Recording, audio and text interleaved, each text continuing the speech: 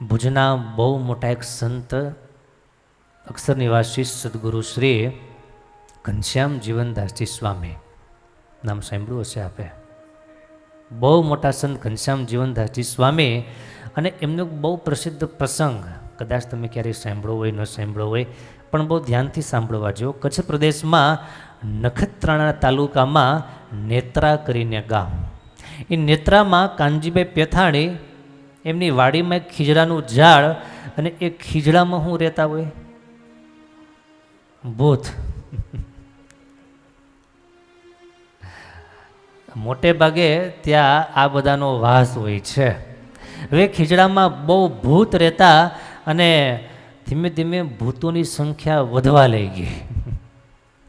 થોડે દિવસે ત્યાંથી કોઈ પસાર થઈ શકે નહીં, અને ભૂલથી કોઈ એ ઝાડ નીચે વિશ્રામ કરવા બેસે, એને વળગા વગર રહે નહીં. પૂજ્ય પુરાણી સ્વામી સત્સંગ વિચરણ કરતા કરતા નેત્રા ગામમાં પધાર્યા. એક દિવસ સ્વામી કથામાં વાત કરતા હતા.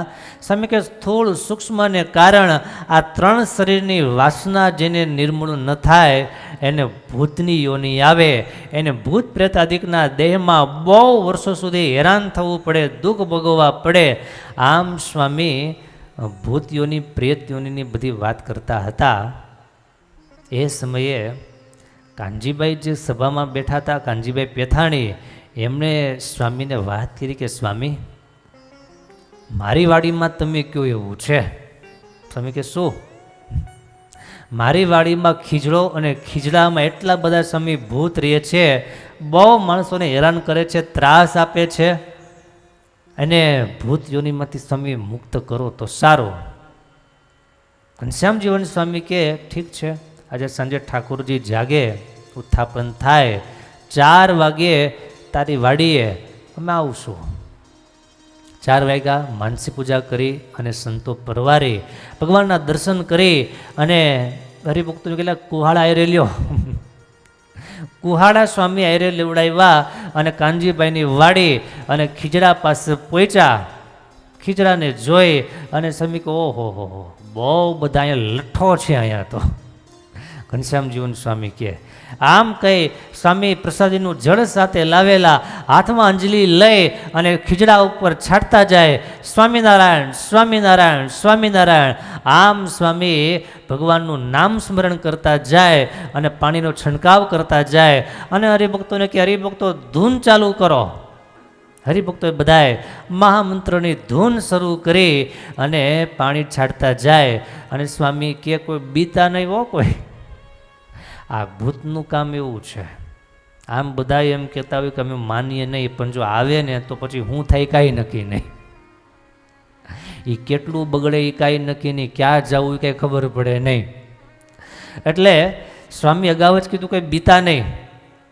પાણી છાંટતા જાય, અને ભૂતો છે એ પ્રેતયોનીને પામેલા આત્માઓ પ્રેતના દેહને છોડતા જાય. અને સ્વામી કે જાઓ બધા બદ્રિકાશ્રમમાં, ત્યાં જઈને તપ કરો, સત્સંગમાં દેહ ધરો, અને ભગવાનનું ભજન કરી અને ભગવાનના ધામ ભેગા થાજો. આમ ઘનશ્યામ જીવન સ્વામીએ વાત કરી. આખી વાત એના સાક્ષીઓ આજે છે, આખી વાત આપણે સાંભળવી છે. બધાએ ભૂતને બદ્રિકાશ્રમમાં મોકલા, અને આ બધું સ્વામી કહે હવે આમાં એક કોઈ ભૂત છે નહીં, હવે આમાં કોઈ ભૂત નહીં. અને સ્વામી હરિભક્તોને કહે હવે આ ખીજડાના વૃક્ષને કાપી અને મંદિરના કામમાં વાપરવું.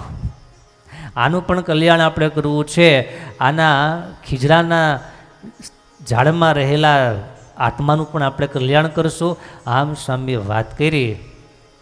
થોડા સમય પછી સ્વામી સંતોની હારે અબડાસા કચ્છમાં અમારા ગામ, એ ગામમાં સ્વામી પધાર્યા. ભાઈઓનું મંદિર થોડું નાનું. હરિભક્તોએ વિચાર કર્યો કે સ્વામી સત્સંગ ઘણો બધો છે, વૃદ્ધિ ઘણી બધી છે, માટે થોડું મંદિર મોટું થાય તો સારું. સ્વામી કે બહુ સારું કરો. હરિભક્તો કે પણ સ્વામી બહુ પૈસા છે નહીં હો. એ વખતની વાત, એ વખતમાં કચ્છમાં મંદિર બનાવવા એ પણ ઘણા અઘરા હતા, નાણાં નહોતા. આજે ભગવાન અને સંતોની દયાથી કચ્છ અને ભુજ એટલું સમૃદ્ધ થયું છે, આખા સંપ્રદાયના મંદિરોનું ત્યાંથી નિર્માણ થાય. કોઈ પણ સંપ્રદાયના મંદિરના કાર્ય થતા હોય એટલે બધાને એમ થાય એકવાર ભુજ કચ્છ પ્રદેશમાં જઈએ. શું કામ? ત્યાંથી કંઈક સેવા આવે અને સત્સંગનું કામ થાય. મને કહેતા આનંદ થાય કે કચ્છના ભુજના હરિભક્તો પણ એટલા સારા છે અને એવા ગુણિયલ છે, એવા સેવાભાવી છે કે સ્વામિનારાયણ ભગવાનનું કોઈ પણ કામ કોઈ પણ જગ્યાએ થતું હોય એ પોતાની શક્તિ પ્રમાણે મન મૂકીને સેવા કરતા હોય છે. કોઈ પણ જગ્યાએ લગભગ આ સંપ્રદાયમાં કોઈ એવું મંદિર નહીં હોય કે જ્યાં કચ્છના કે ભુજના હરિભક્તોની સેવા નહીં હોય. બધા જ મંદિરોમાં સેવા, આપણા મંદિરમાં એ છે તો બધા જ મંદિરમાં હોય. પણ એ વખતનો સમય કે જ્યારે એ ગામમાં નાના મંદિર બનાવવા પણ બહુ મોટું કામ કહેવાતું. સ્વામી કે ધન નથી પણ તન તો છે ને. સ્વામી શરીર તો બહુ સારા છે, ભગવાનની દયાથી બહુ મજબૂત છે, સારું, તો આ તમારે તનથી સેવા કરવાની, ધનનું કામ ભગવાન કરી નાખશે. લક્ષ્મીના પતિ ભગવાન અને એ ભગવાનનું મંદિર બનાવીએ છીએ માટે પૈસાની ચિંતા તમારે કરવાની નહીં. આમ સ્વામી કીધું. મંદિરનું કામ ચાલુ થયું અને મંદિર જ્યાં કરવાનું હતું એ જગ્યા ઉપર બે લીમડાના ઝાડ. સ્વામી કે આજે આ લીમડાના કલ્યાણ આપણે કરવા છે. દસ્તાવેજવાળી વાત મારે તમને કરવી છે. કયા સ્વામીની વાત સાંભળીએ છીએ? પુરાણી ઘનશ્યામ જીવનદાસજી સ્વામી ભોજ. સ્વામી કે આ બે લીમડાના કલ્યાણ કરવા છે. હાથમાં પાણીનો લોટો લઈ અને હરિભક્તો સામે નજર કરીને કે બોલો કોના ઘેર દીકરો નથી? કોની ઘરે દીકરો નથી કયો? ત્યારે માવજી હરજી નાકરાણીએ કીધું સ્વામી આ નાનજી હરજીના દીકરા મંજીને ઘેર દીકરો નથી. એક લીમડા પર પાણી છાંટી અને સ્વામી કે જાયેલા મંજેડાને ઘેર દીકરો થઈને જન્મ લે જા અને સત્સંગી થાય છે, ભજન કરજે. વળી પાછું સ્વામીએ જળ હાથમાં લઈને કે હવે બીજો કોને ત્યાં મોકલવો? આ મહાપુરુષોની શું તાકાત, શું સામર્થ્ય હશે? કોને ઘેર આને જન્મ આપવો? ત્યારે નાનજી હરજી કે સ્વામી આ માવજીભાઈ છે ને એ પોતાનું તો કહેતા જ નથી, બીજાનું જ કહે છે. એમને આ માવજીને ઘેર એનો દીકરો કાનજી અને કાનજીને ઘેર સ્વામી પારણું બંધાણું નથી, એમની ઘેર દીકરો નથી. ત્યારે સ્વામીએ પાણી છાંટ્યું અને સ્વામી કે જાયેલા કાનજીને ઘેર દીકરો થઈને જન્મ લે, સત્સંગી સારો થા અને સત્સંગની બહુ સેવા કર. આમ સ્વામી બોલ્યા અને 1 વર્ષ પસાર થયું અને આજે પણ ઇતિહાસ સાક્ષાત છે, એનો પુરાવો છે. સ્વામીના વચને 2 કુટુંબમાં એક દીકરાના જન્મ થયા અને 2ના નામ સુરેશ રાખવામાં આવ્યા. 2ના નામ સુરેશ રાખ્યા અને સંતો હરિભક્તો આજે પણ ભુજના સંતો હરિભક્તો સુરેશ કાનજીને ઓળખે, કાનજીના દીકરા સુરેશને બધાએ ઓળખે છે. સ્વામીના દર્શન કરવા માટે આવે ત્યારે ઘનશ્યામ જીવન સ્વામી કહેલા લીમડો ખારો કે મીઠો, કડવો કે મીઠો?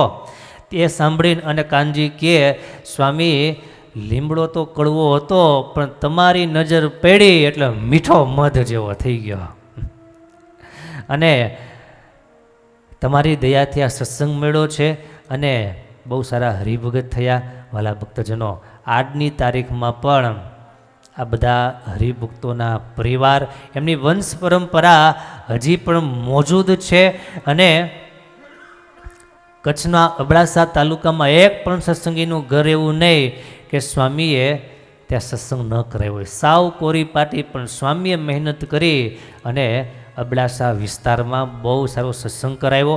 ઘેર ઘેર જયા અને કડવા પાટીદાર જે બેન્ચાવાળા કહેવાય, લાકડાનું કામ કરે, એ બધામાં સ્વામીએ સત્સંગ કરાવ્યો અને આજે સારાય સંપ્રદાયમાં આ સત્સંગ શિરમોડ થયો છે. કહેવાની વાત શું છે કે ભગવાનના સાધુ છે એ અનંત જીવાત્માઓના કલ્યાણ કરનારા છે.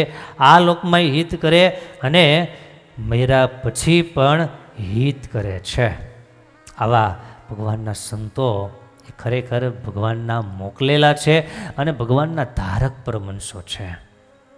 એના દર્શન કરીએ તો આંખોના પાપ બળી જાય, એની વાત સાંભળીએ તો બાપ કાનના પાપ બળી જાય.